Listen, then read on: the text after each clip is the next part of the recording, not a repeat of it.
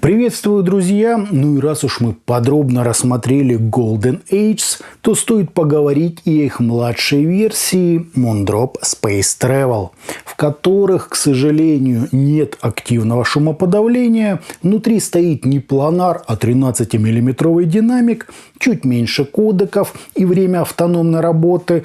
А так, в принципе, все то же самое.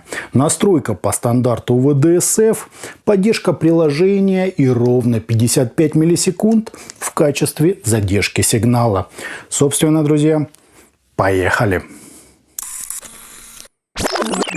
Пришли наушники в маленькой прозрачной коробке с наименованием моделей и списком их технических характеристик. Из важного тут только кодеки в лице AAC и SBC. Модель дешевая, так что и льдак от нее ждать совершенно бессмысленно. В комплект нам положили документацию, короткий Type-C кабель и набор черных силиконовых амбушюр с овальным сердечником. Точно таких же, как у Golden Age, и ровно так же под другие в кейсе просто нет места. Зато управление можно полностью перенастроить из фирменного приложения. Никаких шумов в паузах я не заметил. Заряд они держат уверенно. Жалко всего 4 часа. Прерываний у меня ни разу не было. И что особо радует, у них тоже немного повышенный запас по громкости. Не так круто, как у старшей версии, но все-таки. Кейс по габаритам небольшой, выдоком в футуристическом дизайне, без верхней крышки.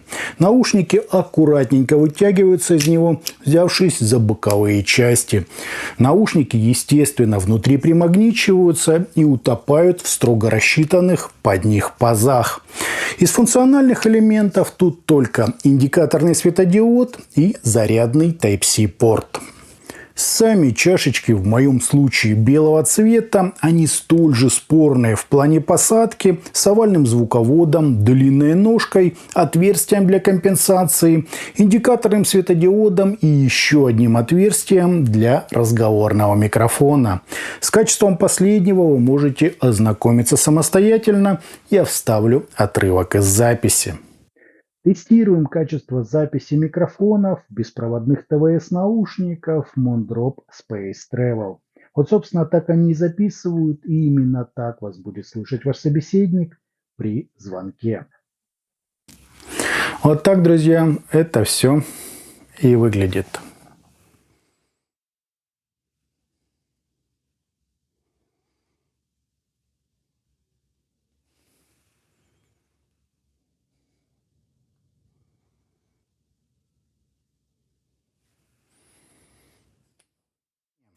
По измерениям у нас вальяжный по всем характеристикам импульс, незначительные расхождения между каналами и искажения в пике, достигающие всего 0,15%, что, как для ТВС, просто гениально.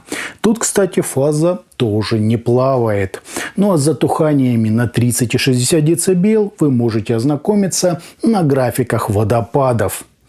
По АЧХ же мы имеем подъем низких частот на 8 дБ с пологим таким переходом на середину, чуть более внушительное выделение области разборчивости и легкий пик на 8 кГц для усиления четкости звучания. Далее идет еще пара акцентов на 15,5 и 18 кГц, дабы подчеркнуть нам самые высокие частоты. Настройка монитор, как видно по графику, заметно так прибирает бас и делает звук чуть спокойнее, а бас-хэт, наоборот, все усиливает. Поиграться с данными пресетами, естественно, можно, но референс, как реализация стандарта индустрии, все равно будет наиболее предпочтительным. Звучат же Space Travel, конечно, не так подробно, как Golden Age или Rose Technics Ceramics, зато насыщенно, с нормальным восприятием сцены и теплыми такими приятными на слух тембрами. Нет, даже не фантазируйте себе. Эта модель не имеет ничего общего со взрослым таким качественным звучанием, однако настроена она, так сказать, по высшему стандарту, почти не имеет искажений, все прекрасно даже с фазовой кривой, что вообще редкость для ТВС. Да и размер драйвера тут реально внушает. То есть это качественные и стилистически универсальные наушники, которые можно подарить кому угодно. Продвинутые меломаны, конечно, будут ныть о прорисовке нюансов, микродинамике и, так сказать, изысканности звучания, но прямо предъявить им все равно нечего. За свои деньги это просто фантастическая модель. Из плюсов здесь вполне ощутимая акустическая масса, бас дает более-менее приличную глубину, серединка довольно-таки естественная, а верха, так сказать, чуть-чуть отведены на задний план. Я помню, что самый верх нам тут немного приподняли, но это дает лишь ощущение воздуха и капельку улучшает четкость картинки. Ничего, так сказать, особенного, но сделано все очень прилично. Стилистически они, как я уже сказал, ничем не ограничены. В наличии 3 пресета эквалайзера, в том числе и для любителей глубокого баса. Удобный кейс, сверхнизкие задержки, поддержка оси и гармоничное такое хорошо сбалансированное звучание.